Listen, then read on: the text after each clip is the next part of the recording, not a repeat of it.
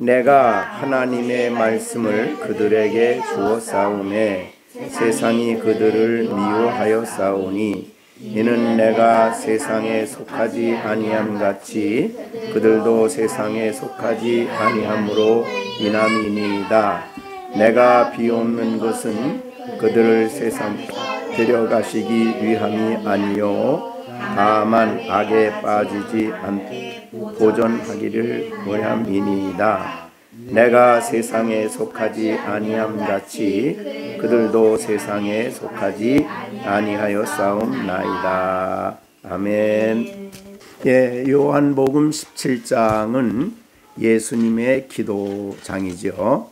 그래서 예수님의 기도를 우리가 계속 살피고 있는데, 그러나 예수님의 기도는 이것으로 그치지 않고 지금도 하나님 앞에서 우리를 위해서 이러한 기도를 하신다, 그렇게 보여집니다. 그래서 오늘 본문에 있는 말씀에 보면은 기도에 대한 예수님의 그런 지적이 있습니다. 자, 17장 9절에 보면 내가 그들을 위해서 비옵나니 그랬습니다. 그러니까 1절부터 5절은 예수님 자신을 위한 기도였고 6절부터 19절까지는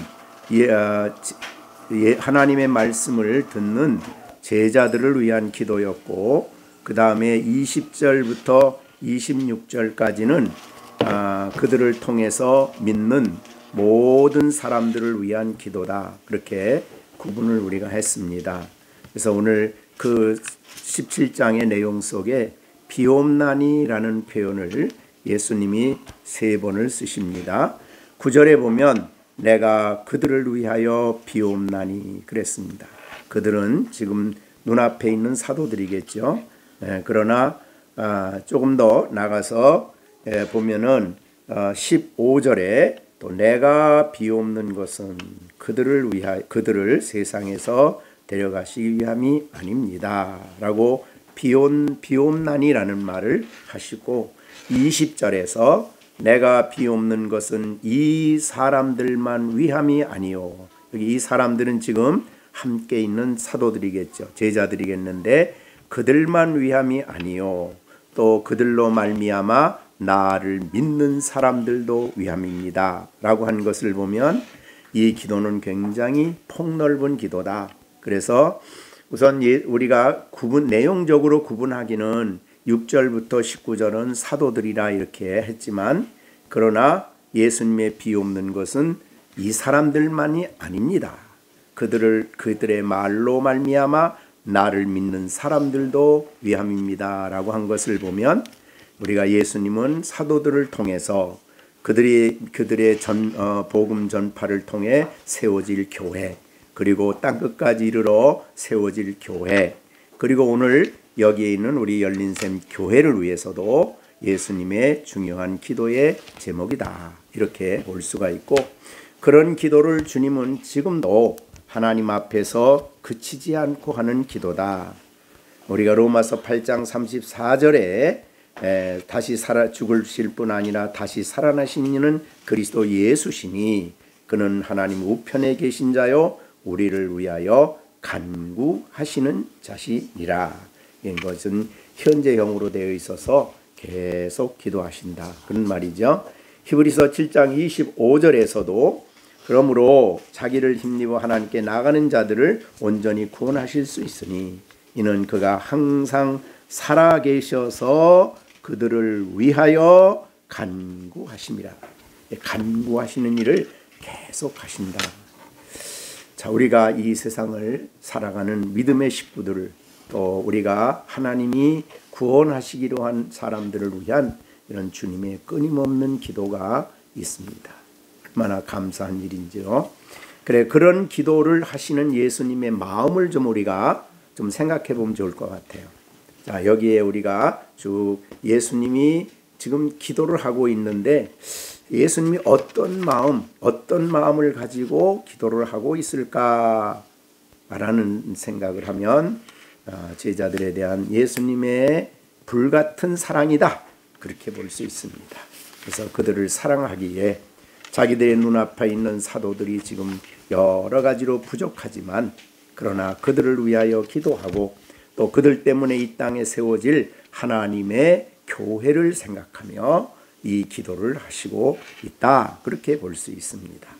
자, 그러면 예수님이 여러분들을 이 말씀을 통해서 여러분들에게 자신을 나타내 보여주신 예수님, 지금 예배를 통해 우리에게 오신 예수님, 성경을 통해서 우리에게 다가오신 예수님은 우리를 위하여 기도하시는 예수님입니다.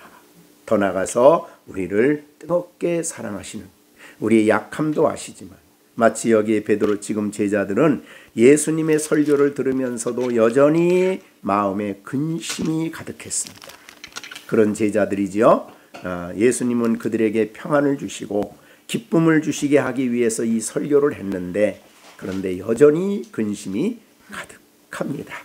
그래서 지금은 근심하지만 내가 후에 예수님을 다시 보게 될 때는 누구도 빼앗을 수 없는 기쁨을 갖게 될 것이다 라는 말씀을 16장 22절에서 했죠. 자, 어떻든 예수님은 부족하고 또 깨닫기에 둔하고 또 세상적인 말하자면 여러 가지 지식도 부족하지만 그럼에도 불구하고 예수님은 그들에게 하나님 나라를 맡기시는데 주저하지 않았습니다. 참 그걸 보면 예수님도 어떻게 그렇게 어느 신학자가 얘기한 것처럼 예수님의 제자들 하나하나 따져보면 이런 사람들을 제자로 불렀다는 게 이해가 안 된다. 만약 내가 회사를 세우고 사원을 내가 만약 뽑는다면 예수님의 제자 중에 하나도 뽑힐 사람이 없다.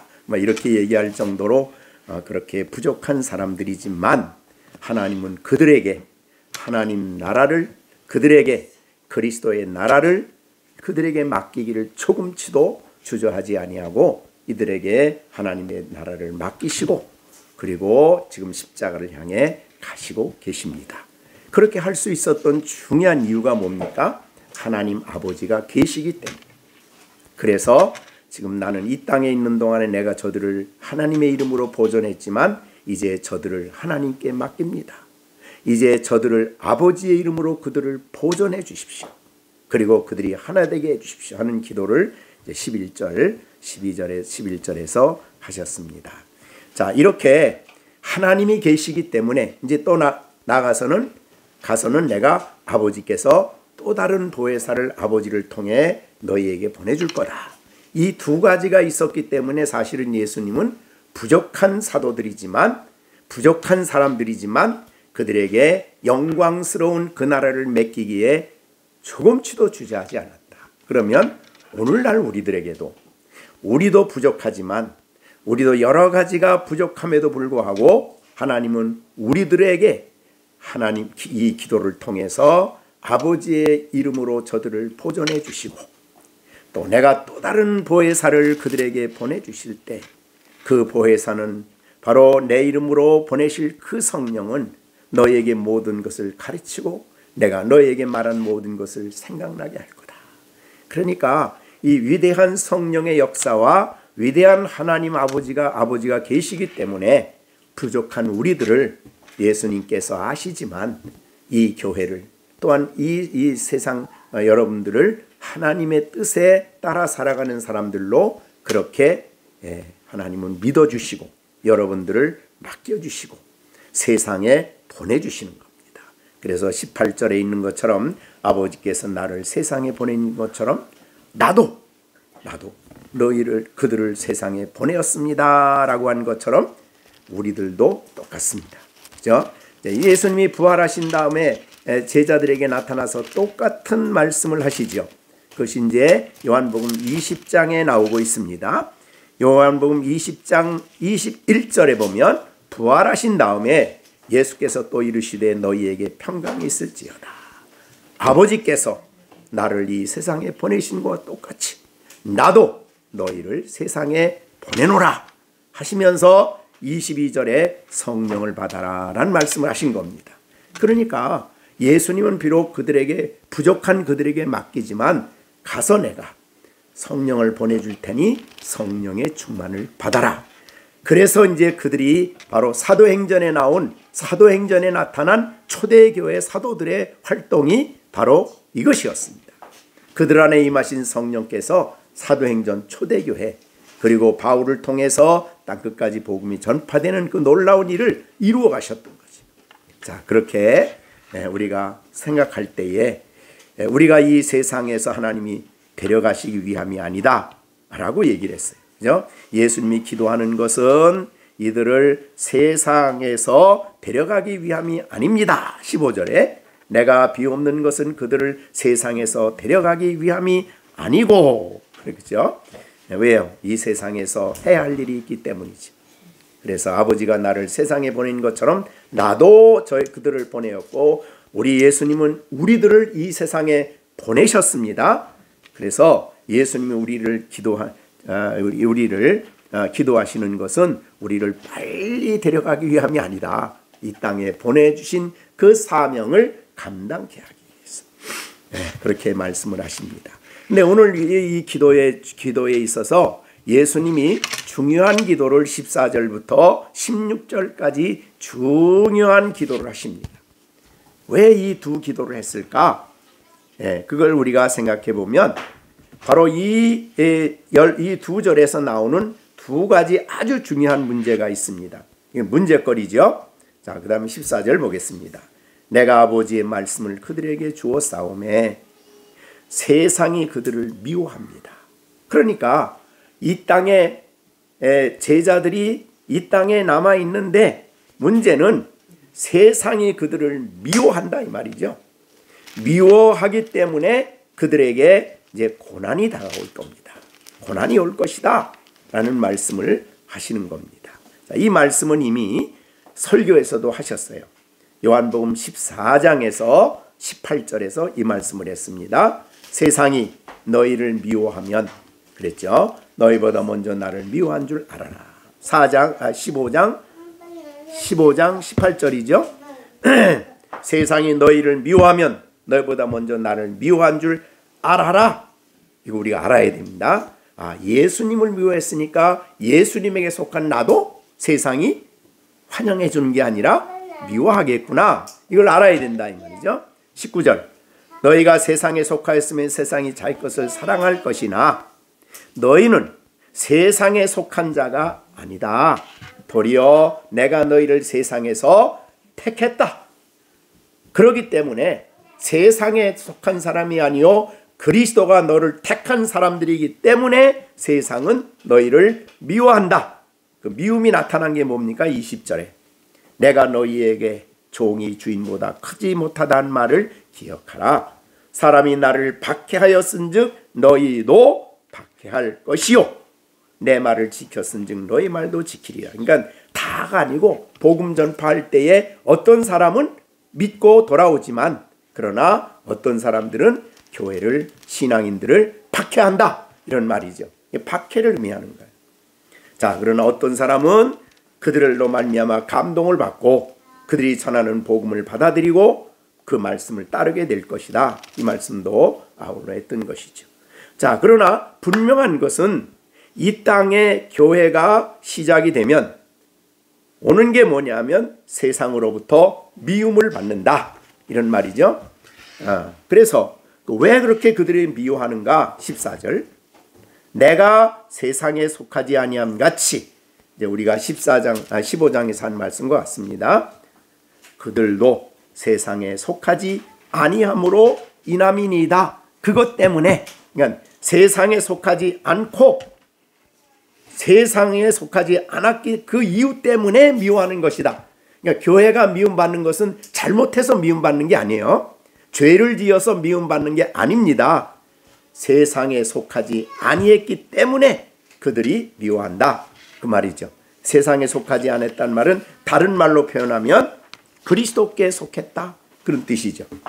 하나님께 속한 사람들이다. 그런 뜻이죠. 그래서 14절에 이런 말 했습니다. 내가 아버지의 말씀을 그들에게 주었사오매. 그럼 여기 그들은 누굽니까? 앞에서 말한 대로 그들은 누구냐 하면 제자들이지만 사실은 조금 더 의미를 생각하면 본래는 아버지에게 속한 사람들이었는데 그들을 아버지께서 내게 주셨고, 그래서 아버지가 자기에게 주신 사람들이에요, 사실은. 그죠? 그래서 이제 7장 6절에서요. 17장 6절. 세상 중에서 내게 주신 사람에게 내가 아버지의 이름을 나타내었나이다. 그들은 아버지의 것이었는데 내게 주셨으며 그들은 아버지의 말씀을 지키나이다. 이렇게 지키었나이다. 이렇게 말했어요. 그러니까 본래는 아버지가 먼저 그들을 선택을 했어요. 그죠? 하나님이 사랑하셔서 선택하시고 그들을 아들에게 주셔서 아들은 아버지로부터 그들을 받아서 그들을 구속하시고 그들을 구원하시고 영생을 주신 거죠. 그렇게, 그러니까 본래는 아버지의 것이었어요. 그런데 내게 주셨습니다. 이런 말을 한 것입니다. 그 다음에 9절에서도 똑같이 얘기했죠. 내가 그들을 위하여 비옵나니 내가 비옵는 것은 세상을 위함이 아니요 내게 주신 자들, 즉 아버지가 내게 주신 자들. 근데 그들은 아버지의 것이었습니다. 그래서 소중해. 그래서 우리들이 소중한 거예요. 천지를 지으신 창조주 되신 하나님 아버지의 것이었습니다. 그 말이죠. 우리가 믿음을 가졌다는 것은 그렇게 엄청난 변화가 우리에게 일어난 것입니다. 자, 요한복음 6장 37절에 이렇게 얘기했어요. 6장 37절. 아버지께서 뭐라고요? 내게 주시는 자는 다 어떻게 해요? 내게로 올 것이요. 그러니까 누가 예수님에게 와요? 아무나 오는 거 아니에요. 네, 아버지께서 주시는 자만 와요. 그런데 그는 다 온다 그랬으니까 다.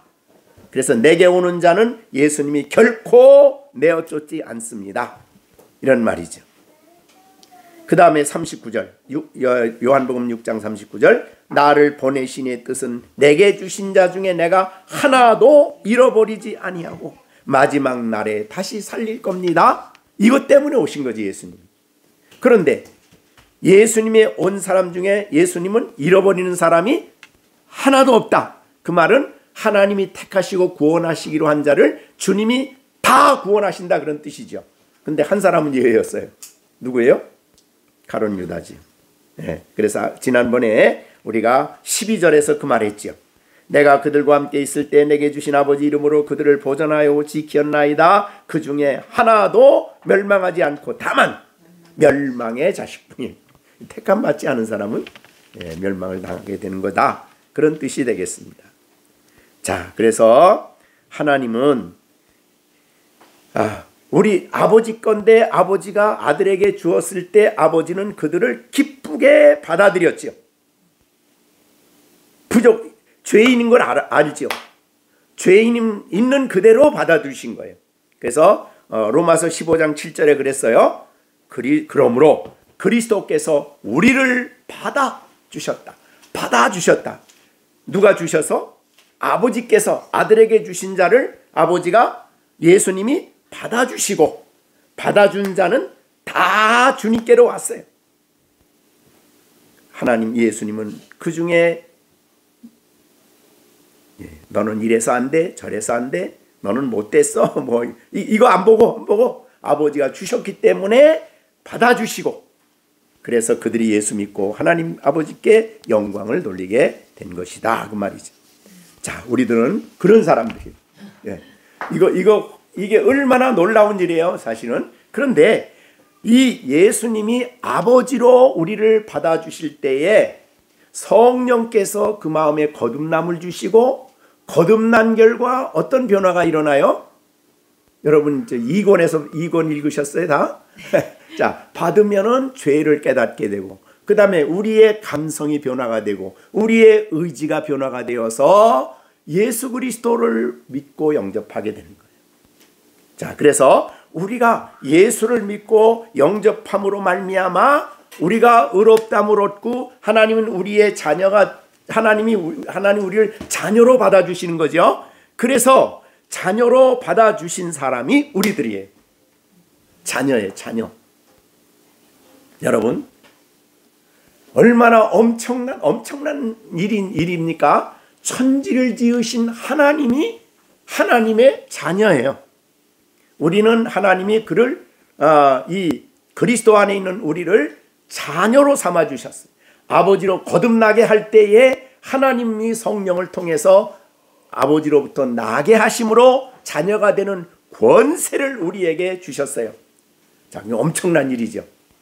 자, 여러분이 생각해 보면 엄청난 특권이에요. 그래서 요한복음 1장에서는 자녀가 되는 권세라고 해서 권세, 엄청난 권세요. 자녀의 권세. 자, 그러니까 우리가 정시온이가 우리 아빠한테 엄청난 권세가 있어. 아무나 와가지고 아빠한테 아빠 나 이거 사줘 그러면 사줘요? 안 되죠. 자녀만이 하는 거야. 자녀만이 아빠한테, 자녀만이 부모한테 할 수 있는 권세가 있는 거야. 그럼 이와 마찬가지로 천지를 지으신 하나님이 우리 아버지가 되시고 우리는 그의 자녀가 되었어요. 그래서 우리에게 자녀된 우리를 주님은 포기하지 아니하시고 영원한 구원에 영생에 들어가도록 우리를 이끌어 가시고 인도해 가셔요. 그걸 우리가 견인이라 그러잖아요. 예. 그러니까 하나님이 능력이 없어서 포기하는 사람 아무도 없어요. 그러나 이제 선택 안 한 사람은 이제 끝나는 거죠. 그런데 선택한 사람은 어떻게 돼요? 아까 아버지께서 내게 주는 자는 다 어떻게 해요? 다 내게로 온다. 예수님에게로 왔다는 것은 다른 말로 표현하면 아버지가 그를 택했다는 뜻이에요. 그래서 하나님이 그 마음에 변화를 주시고 감동을 주셔서 그리스도께로 나오게 되었고 그리스도는 그를 기꺼이 맞아 자기 안에 있게 하시고 그리스도 안에서 자녀가 되는 엄청난 신분을 우리에게 주신 것이다 그 말이죠. 자, 그런데 이런 자녀가 됐음에도 불구하고 그러니까 천지를 지으신 하나님 아버지 아니에요. 그죠? 아버지의 자녀가 되었음에도 불구하고 그가 살아가는 이 세상 가운데 즉 이 세상에 사는 동안에는 두 가지 큰 위험 요소가 있어요. 그걸 지금 예수님이 기도하는 거예요. 그러니까 첫째 그들에게 겪게 될 그들이 있는 어려움은 뭐냐면 위험 요소는 뭐냐면 이미 말씀드린 대로 세상이 그들을 미워한다. 다른 말로 이 땅에서 그리스도인들이 박해가 있다 그 말이죠. 그래서 우리가 아는 대로 초대교회가 예수를 믿자마자 곧 유대인들이 유대의 그 사내들이니 초대교회 성도들을 엄청나게 박해를 했습니다. 그래서 12사도 중에 야고보가 최초로 순교를 당하고 스데반 집사님이 순교를 당하고 그 다음에 예루살렘에 있는 교회가 박해가 일어나가지고 사도들 외에는 다 뿔뿔이 다 흩어져야만 됐어요. 그런데 사실은 흩어진 그들 때문에 복음이 전파가 되죠. 가는 곳곳마다 흩어진 사람들이 복음이 전해져서 만약 그들이 그냥 가만히 앉아서 예루살렘에 머물러 있었다면 안 돼요. 그래서 원수 마귀는 교회를 무너뜨리기 위해서 박해를 사용했지만 하나님은 그걸 쓰셔서 복음이 땅끝까지 전파되는 일에 쓰시는 거라고 말이죠. 자, 그런데 그러기 때문에 그런 미움이 있을 때에 그 미움 때문에 즉 당하는 박해 때문에 실망하지 말아야 될 것을 기도하시는 거예요. 그죠? 세상이 그들을 미워합니다. 그러니 어떻게 하라는 거예요? 하나님 그들을 내 이름으로 그들을 보존해 주십시오. 이 기도를 한 거예요. 앞에서 11절에서 내게 주신 아버지의 이름으로 그들을 보존해 주십시오. 박해가 있습니다. 시련이 있습니다. 순교도 당할 수 있습니다. 고난이 있습니다. 그러나 그들을 보존해 주시고 그들을 지켜주시고 그렇게 된 거죠. 그러니까 박해는 악한 원수 마귀가 교회를 무너뜨리기 위해서 쓰지만은 그러나 하나님은 그거를 사용하셔서 성도들을 연단하시고 복음을 전파하게 하시고 더욱 강력하게 하나님의 나라가 확장되게 되는 거예요. 그래서 박해는 교회를 못 무너뜨립니다. 그래서 원수 마귀가 첫 번째 썼던 게 이제 이 박해인데 그 박해가 교회를 무너뜨린 게 아니라 오히려 교회를 더 번창하게 하셨어요. 자, 그래서 이 악한 원수 마귀가 각양 방법을 쓰는데 그렇다고 해서 지금 안 쓰는 건 아니에요. 왜? 여러 사람들이 있는데 박해 앞에 나약한 사람들이 있어요. 자, 그래서 우리가 씨 뿌리는 비유 우리 알지요, 우리 아이들. 자, 씨 뿌리는 첫째 뭐 어디에 뿌려졌어요? 길가에. 두 번째 돌밭에. 세 번째 가시떨비. 네 번째. 네. 근데 그 비유 중에서 박해와 관련한 비유는 뭐예요? 돌짝밭이에요. 돌짝밭에 떨어졌다는 것은 말씀을 받을 때에 잠시 기쁨으로 복음을 받았는데 박해가 일어나니까 던져버리는 거예요. 그게 바로 돌짝밭이에요. 그러면 자, 이 믿는 말씀을 들었다고 하는 사람들 중에 적어도 4분의 1은 박해 앞에 무너져요. 자, 첫째는 4분의 1은 깨닫지 못하는 거고, 또 4분의 1은 박해고, 또 4분의 1은 먹고 마시고 즐기고 세상 즐거움. 그 세 번째가 뭐냐면 이거 고단번이에요. 고단번. 고단해 보세요. 15절. 내가 비옵는 것은 그들은 세상에서 데려가기 위함이 아니요 다만 악에 빠지지 않도록. 이 세상에 악이 있어요. 악에 빠지지 않는 거예요. 악은 뭡니까? 세상의 가치관, 세상의 생활 방식, 세상의 죄들이 죄로 만들어지는 것들이 바로 악입니다. 자, 그러면 자, 박해라는 것이 첫 번째 위험이라면 두 번째 위험은 이 세상에 널리 퍼져 있는 악이에요. 악. 자, 이 악 때문에 사람들이 죄를 짓고 이 악 때문에 하나님을 멀리하고 이 세상의 악한 원수 마귀는 이 악은 하나님 말씀을 거역하고 하나님을 거역하는 그런 것들인데 그런 것들로 온 세상을 가득하게 만들어요. 그걸 우리는 이 세상의 어둠이라고도 얘기를 해요. 자, 우리가 살아가는 이 세상은 유토피아라는 게 없습니다. 기독교적으로 보면. 왜? 유토피아에서 아담과 하와가 어떻게 됐어요? 쫓겨났죠. 네. 그래서 그런데도 불구하고 사람들은 유토피아에 대한 꿈을 가지고 있습니다.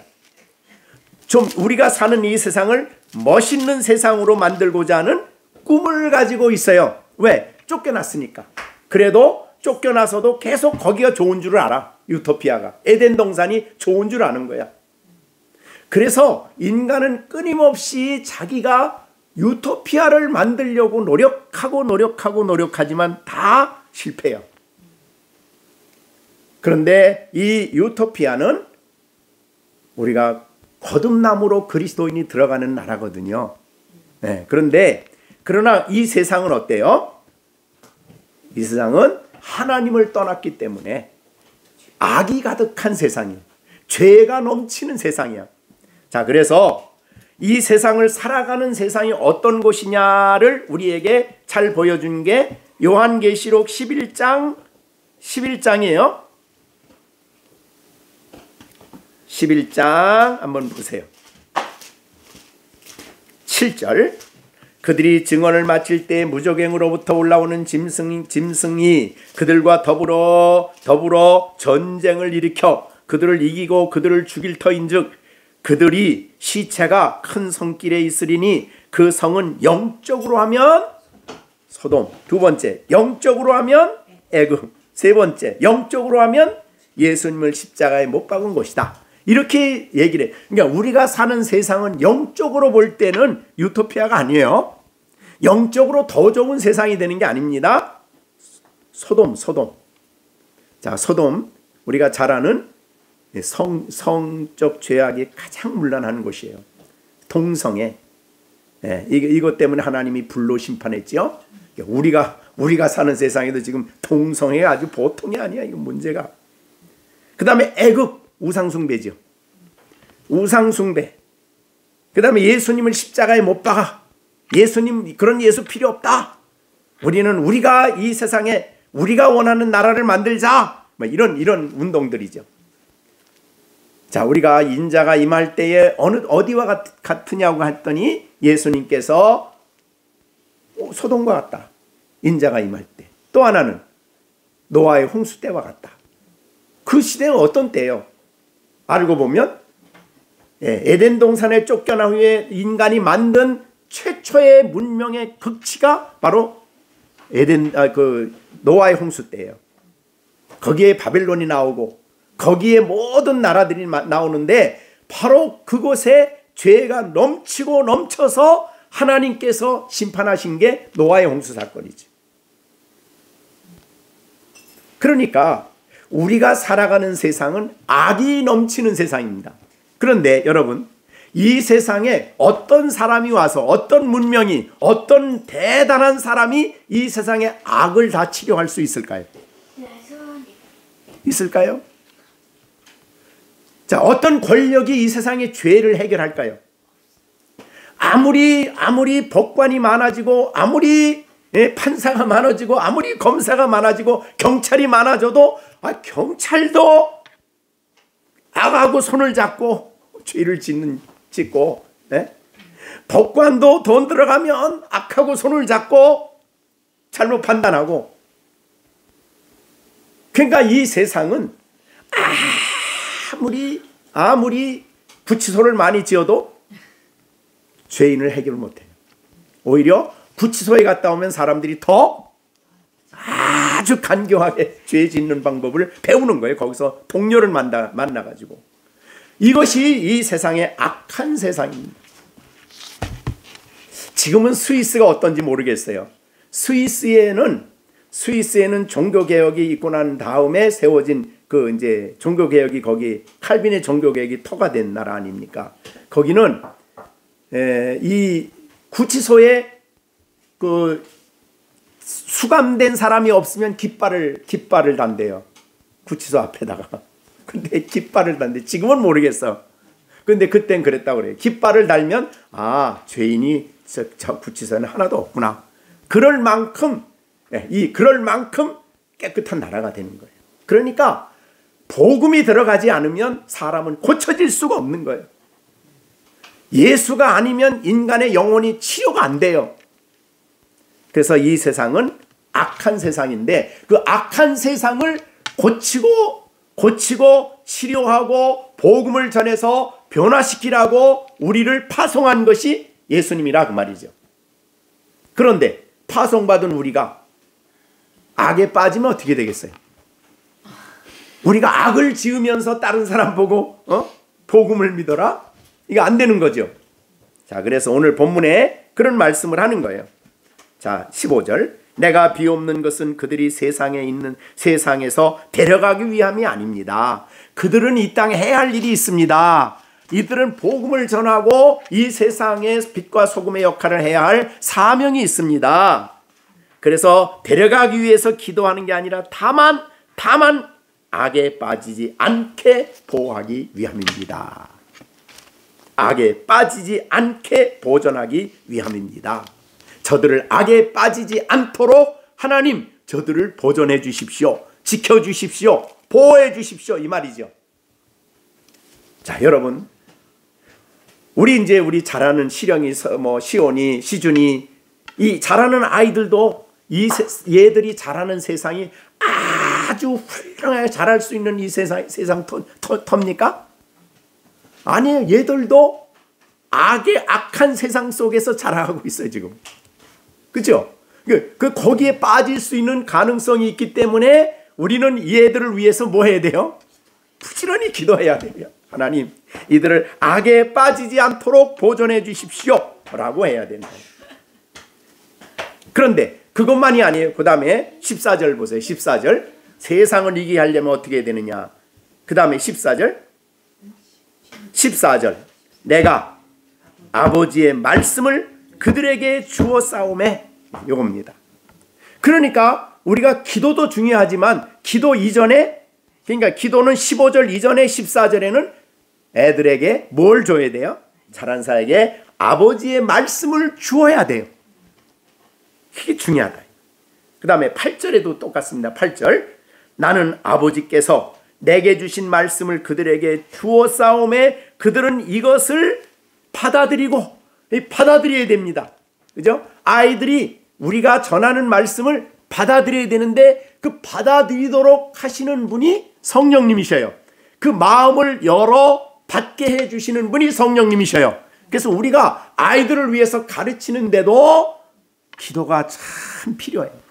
그래서 야, 내가 요거 준비했으면 됐다가 아니라 그 준비한 1시간 마가복음을 공부하는 이 마가복음 공부할 시간을 위해서 내가 기도해야 된다. 왜냐하면 그 아이들이 마음을 열고 그 말씀을 마음으로 받아들여야 돼요. 그럼 어떻게 됩니까? 8절에 받고, 받음 누구를 알게 돼요? 내가 아버지께로부터 나온 줄을 참으로 알고, 그 다음에 아버지께서 나를 보내신 줄도 믿습니다. 알고 믿는 것은 마음을 열어주셔야 되는 거예요. 하나님의 말씀을 듣고 그분이 어떤 분인가를 알고 그분을 믿게 되는 것은 마음이 열려져야 된다 이 말이죠. 그러니까 굉장히 중요하지. 자, 그래서 예수님은 제자들에게 아버지의 말씀을 주었고, 아버지의 말씀을 그들이 듣고 난 다음에 뭘 깨달았냐면 바로 예수님이 아버지께로부터 오신 메시아임을 알게 되었고, 또 아버지께서는 예수 그리스도를 보내사 우리에게 구원을 주시는 분으로 구원자로 보냈다는 것을 그 다음에 그들이 믿게 되었어요. 복음이죠. 하나님의 말씀입니다. 그러니까 이것만이 이 세상의 악으로부터 얘들을 지킬 수 있는 힘이에요. 그러니까 말씀을 주고 그 말씀을 받아들이도록 하나님 앞에 기도하고 하나님이 그들을 보존해 주시고 악으로부터 하나님이 그들을 빠지지 않도록 온전히 보존해 주시길 위해서 우리가 기도하는 일이 중요하다. 그러면 이 아이들은 세상에 빠지는 사람이 아니라 세상을 변화시키는 사람, 세상을 새롭게 하는 사람으로 쓰여지는 거죠. 자, 우리 시준이 세상에 빠져서 넘어져야 되겠어요? 세상을 이기고 세상을 변화시켜야 되겠어요? 네, 세상을 이기고 변화시키는 사람으로 살아가야 된다. 네, 그 세상이 도대체 뭐냐? 단순한 여기서 말하는 세상은 하나님의 말씀을 거역하는 세상이에요. 하나님의 뜻을 거역하는 세상이에요. 악이 넘치는 세상이에요. 그러니까 악을 따라가면 안 되는 거예요. 죄악을 따라가면 안 되는 거예요. 근데 이거를 올바로 어려서부터 가르쳐야 되는데 이거를 제대로 못 가르치면 아이들은 죄 앞에서 무능하게 친구들이 뭐라고 그래서 그러니까 친구들의 영향 때문에 자 오늘 아이들이 마약을 하고 그런 못된 짓을 하는 것은 전부 다 유혹을 받아서 그래요. 세상에 진 사람들이요.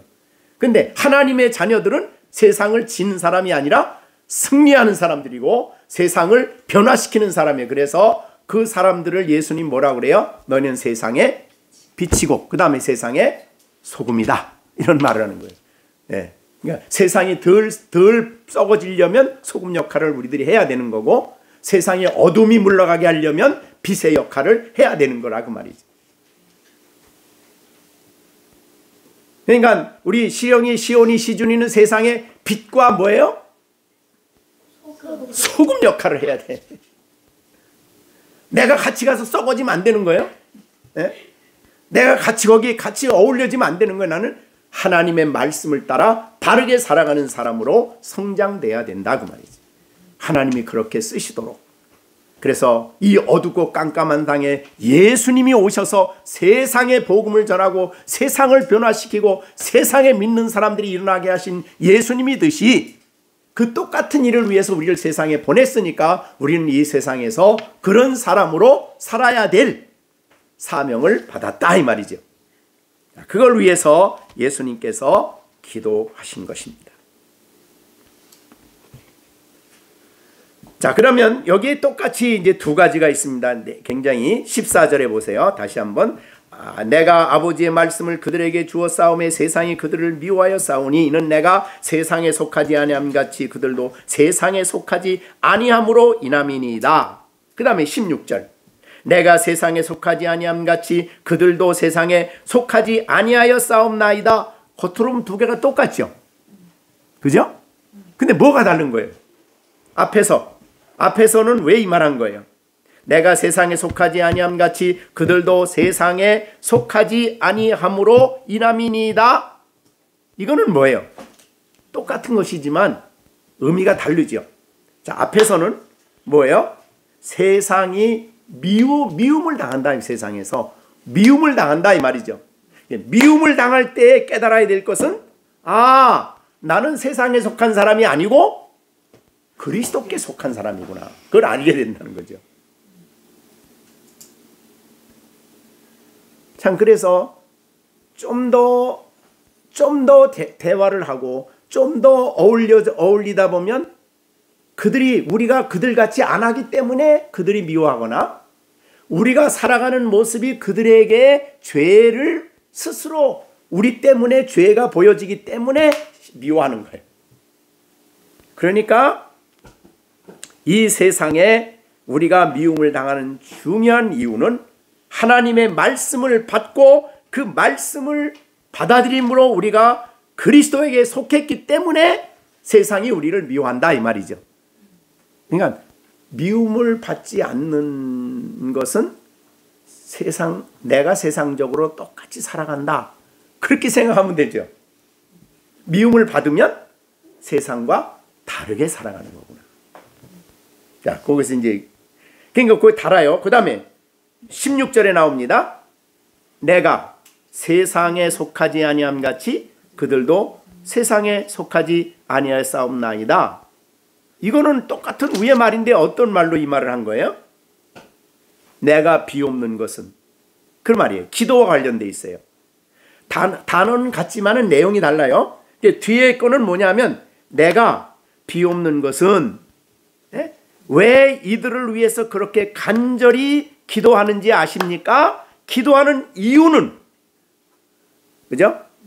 저들이 세상에 속하지 아니함 같이 내가 세상에 속하지 아니함 같이 세상에 속하지 않았기 때문에 내가 이들을 위해 기도하고 이 세상의 악에 빠지지 않도록 기도하는 겁니다. 그 차이가 뭔지 아시겠어요? 자, 그러니까 14절에 내가 세상에 속하지 아니함 같이 그들도 세상에 속하지 아니한 이유는 그것을 말한 이유는 뭐예요? 그들이 미움을 당하는 이유를 설명한 거예요. 미움을 당하는 이유. 그 다음에 밑에 16절에는 뭐예요? 기도하는 이유. 기도하는 목적이 뭐냐? 그러니까 단어는 다 똑같은데 그 내용 보면 차이가 나죠. 차이가 설명합니까? 다시 한번 보세요. 14절. 내가 아버지의 말씀을 그들에게 주었사오매 세상이 그들을 미워합니다.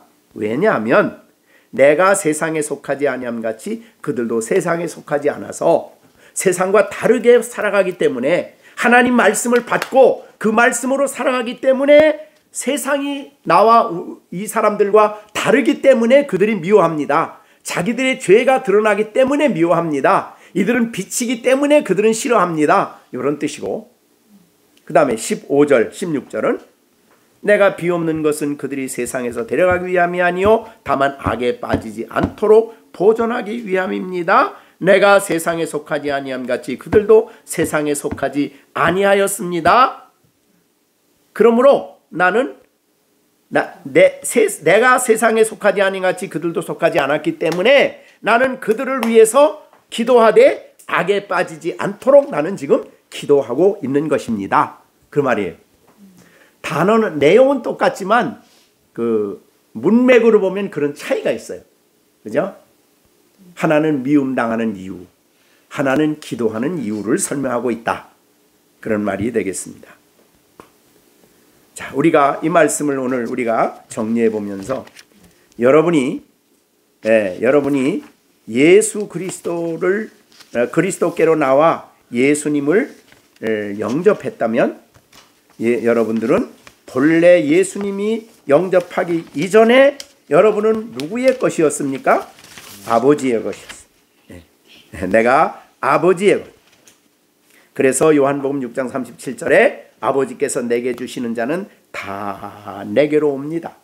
그러니까 우리가 전도한다는 것은 사실은 안 믿는 사람, 하나님이 버린 사람 택하는 게 아니라 하나님이 택한 사람, 예수께로 오는 사람을 만나는 거예요. 그 전도예요. 그래서 아버지께서 내게 주시는 자는 어떤 길을 통해서든지 다 내게로 와요. 예수님께로 와.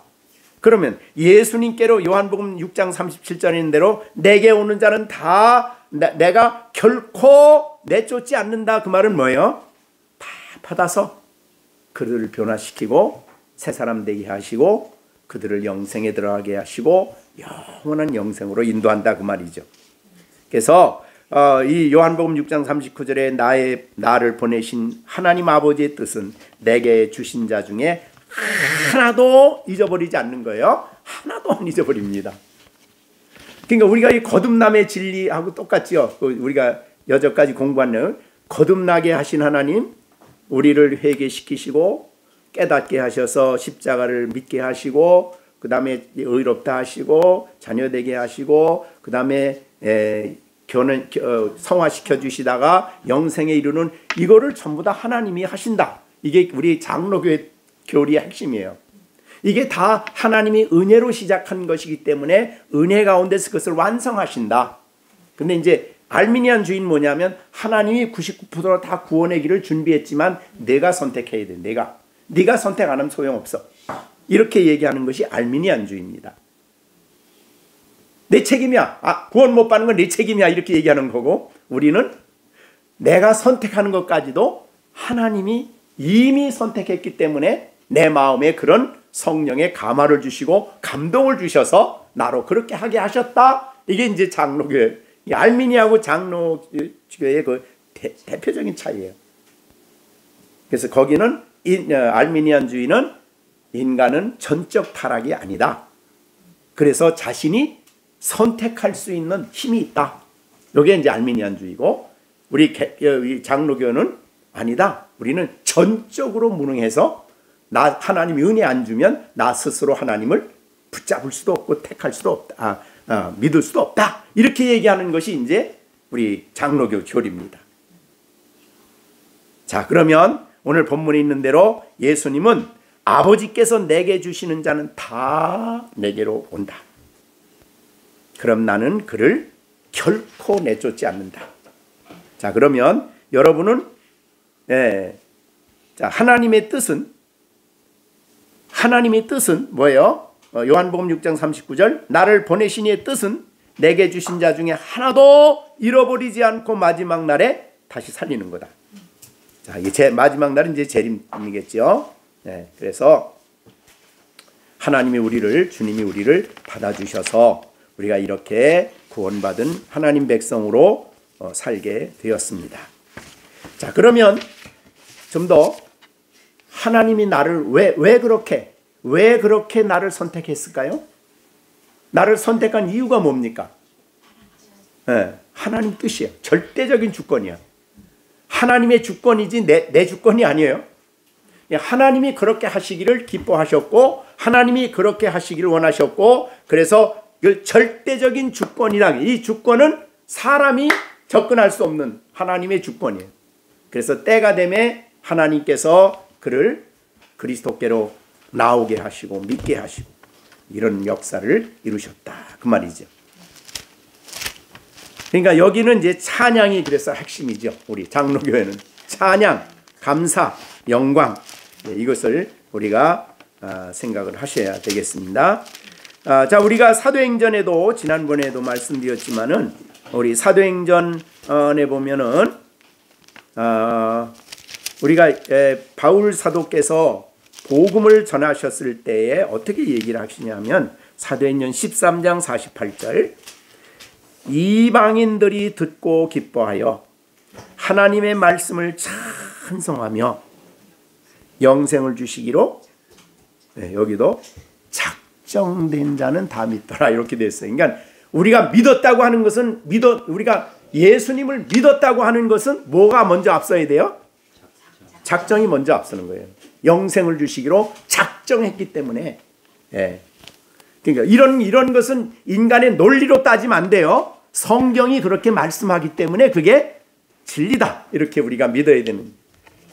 자, 그런데 우리가 이렇게 세상의 수많은 사람 가운데 하나님이 이렇게 우리들을 택하시고 우리를 영생을 주시기로 작정하시고 우리를 사랑하셔서 우리의 죄를 해결해야 되니까 아들을 보내신 거고, 그래서 아들은 아버지의 뜻 따라 이 땅에 오셨고, 우리는 그 예수를 통해서 생명을 믿음을 갖게 되었고 의롭다함을 얻게 되었고 하나님 자녀가 되는 엄청난 축복을 우리가 받게 되었습니다. 그래서 아버지의 사랑이 얼마나 클까? 여러분을 향한 아버지의 사랑이 얼마나 클까? 한번 그거를 그냥 하나님 나 사랑했다 그러지 마시고 얼마나 클까를 좀 생각해 보십시오. 어느 정도 클까요?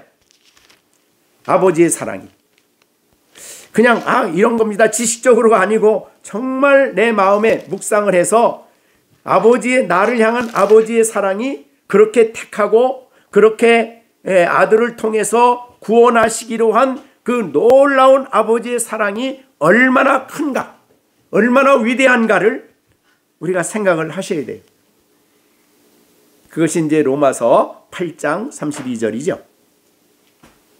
자기 아들을 아끼지 아니하시고 위하여 내어주시니가 모든 것을 우리에게 주시지. 자, 그러면 하나님 아버지께 아들은 누구예요? 여기 아들은 예수님이죠. 독생자. 그럼 아버지가 아들을 사랑하는 사랑은 어느 정도 어떤 사랑이겠어요? 신적 사랑이고 완전한 사랑이죠. 그런 그 사랑을 다 우리가 묘사할 수가 없죠. 그래서 요한복음 15장에서는 15장 9절에서 아버지께서 나를 사랑하신 것 같이라고 했습니다. 나도 너희를 사랑했다. 그러니까 예수님, 하나님이 여러분을 사랑한 사랑이 어느 정도 수준이에요? 어느 정도? 하나밖에 없는 아들을 아낌없이 이 땅에 십자가에 죽으시기 위해서 내보내신 분이에요. 그런 사랑이. 그 사랑이 얼마나 큰가를 여러분이 생각을 하셔야 돼요. 그냥 그런 거다 이렇게 생각하지 마시고 우리 마음에, 우리 심령에 이 진리가 우리 안에 감성을 자극하도록 깊이 생각을 하셔야 된다고 말이에요. 그러니까 신앙인의 영적 감성은 뭐냐면 진리를 알므로 진리이신 예수님을 대상이신 그분 때문에 내가 기뻐하고 그 사랑에 감사하는 거. 그게 바로 영적 감성이라 그래요. 자, 그러면 아들을 아끼지 아니하고 내어주신 아버지. 그죠?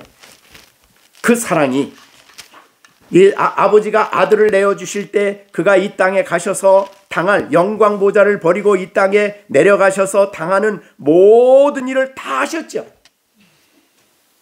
그래서 마지막 운명하실 때 하늘이 깜깜해졌다 그러죠. 3시간 동안. 왜 깜깜해졌다 그래요? 일반적으로 아버지가 그거를 눈 뜨고 보실 수가 없었어요. 그렇게 해석을 해요. 너무너무 아버지의 사랑의 마음이 무너지는 거죠.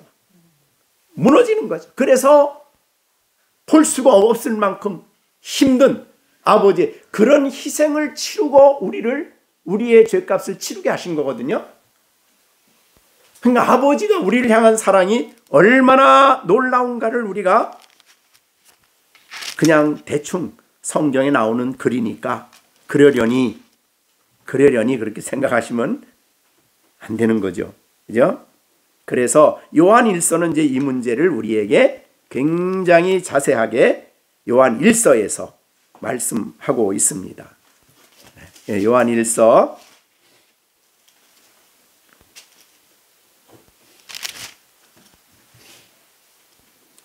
요한 1서 4장 10절입니다. 사랑은 여기 있으니, 그러니까 딴 데가 있는 게 아니에요. 사랑은 여기 있으니 우리가 하나님을 사랑한 것이 아니요 하나님이 우리를 사랑하사 우리 죄를 속하기 위하여 화목 제물로 제물로요. 제물이 뭡니까? 다 각을 떠서 번제로 다 드려버리는 거예요. 그러니까 아들을 그렇게 제물로 보내신 것이 우리를 향한 아버지의 사랑이에요. 우리를 향한 사랑이에요. 그래서 사랑은 거기서만. 우리가 뭐가 좀 잘 되면 하나님 나 사랑하는가 봐. 뭐가 좀 이러면 하나님 나 정말 사랑해. 또 뭐가 좀 안 되면 하나님 나 사랑하지 않는가 봐. 이렇게 사랑을 다른 데서 우리가 찾는 게 아니에요. 우리의 사랑은 여기 있다. 여기 딴 데 있는 게 아니라 여기서 아버지가 우리를 향한 사랑이 여기에 드러나 있는 거예요. 거기서 사랑을 깨달아야 돼요. 자, 그러니까 이 놀라운 사랑을 받아서 우리가 이렇게 하나님의 자녀가 되고 또 그리스도의 소유가 되었어요. 이제 아버지의 것이었는데 내게 주어서 이제 내 것입니다. 그래서 내 것이니까 예수님은 그 예수님 사랑으로 구원한 그들을 위해서 이렇게 간절히 기도했는데 그들 앞에 뭐가 있어요? 두 가지. 세상에 미움받는 거, 또 하나 악의 악. 이 두 가지를 이겨야 돼. 이거를 극복하기 위해서 아버지께 그렇게 간절히 기도한 것입니다. 기도해야 돼. 그러니까 여러분도 우리가 그렇게 기도하며 살아야 된다. 그 말이죠. 자, 아시겠죠? 우리가 좀 더 신앙생활하면서 이 사랑이 아버지 것이었는데 내게 주었습니다. 그래서 내 것이 되어서 이들을 위해서 내가 죄악에 빠지지 않고 악에 빠지지 않고 세상이 미워하기 때문에 이 미움을 받을 이들을 생각하니 내가 기도하지 않을 수 없습니다. 그러니까 그 앞으로 당할 그 미움을 바라보시면서 기도하시는 예수님의 이 간절한 예수님의 이 우리를 향한 이 사랑, 이게 얼마나 큰가. 그러니까 이 감정이 없는 기도가 아니에요. 이 기도는 그 마음에 우리를 향한 뜨거운 사랑과 감동을 가지고 그 마음을 가지고 안타까운 마음을 가지고 우리를 위해서 기도하시는 기도의 제목이에요. 우리가 그거를 생각하고 이렇게 지금도 우리를 위해서 그치지 않고 기도하기 때문에 우리는 반드시 구원을 받게 되는 거예요. 왜? 그게 하나님의 뜻이었기 때문에. 지금도 우리를 위해서 그 일을 위해 간구하시고 쉬지 않고 기도하시는 주, 우리에게도 본을 보여주셔서 너희도 그렇게 기도해라 라고 우리에게 말씀해 주십니다. 우리도 자녀를 키우면서 자녀들이 날마다 이 악에 빠지지 않고 세상의 미움으로부터 아버지 하나님께서 철저하게 보존해 주셔서 그 미움받는 일들에 넘어지지 않고 애들이 학교 생활할 때에 안 믿는 아이들에게 미움을 받을 수도 있고 아니면 어떤 문제 때문에 미움의 대상이 될 수도 있어요. 근데 아버지, 그런 세상에 살면서 아버지가 우리 시온이 시준이를 아버지가 보존해 주십시오. 아버지가 보존해 주셔야 됩니다. 이런 간절한 기도는 우리가 빼지 않고 해야 할 중요한 기도다. 우리가 세상에 나가서 또 직장 생활하시는 남편들을 위해서 그곳에서 하나님이 보존해 주시고 하나님이 그곳에서 악에 빠지지 않도록 하나님이 지켜주시도록 기도하며 기도 생활하는 우리가, 이게 사랑 때문에 기도하는 거예요. 사랑 때문에 그들을 위해서 이런 기도를 하는 우리들이 되어지기를 바랍니다. 기도하겠습니다.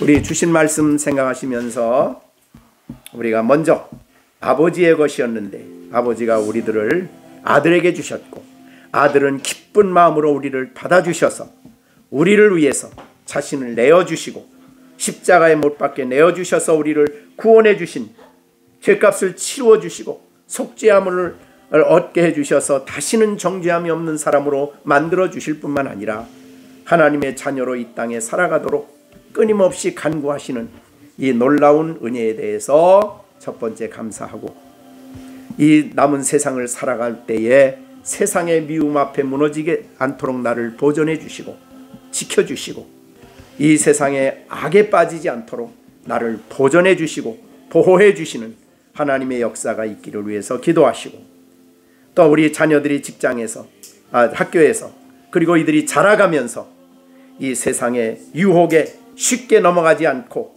하나님 악으로부터 이들을 보호해 주셔서 이 악이 가득한 세상에 거룩한 하나님의 진리를 따라 거룩하게 살아가는 아이들이 될 수 있도록 기도해 주시고, 하나님의 놀라운 은총이 저들을 붙잡아 주시도록 보존해 주시도록 우리 하나님 앞에 합심해서 기도하는 시간을 갖겠습니다. 기도하겠습니다. 이제는 우리 주 예수 그리스도의 은혜와 하나님 아버지의 만극하신 사랑과 성령님의 교통 감화 인도하심이 오늘도 주의 말씀을 마음으로 받고 우리가 하나님 앞에 말씀에 순종하며 살아갈 것을 다짐하는 우리 열린샘교회 모든 식구들 가운데 이제로부터 영원토록 함께 계실지어다. 아멘.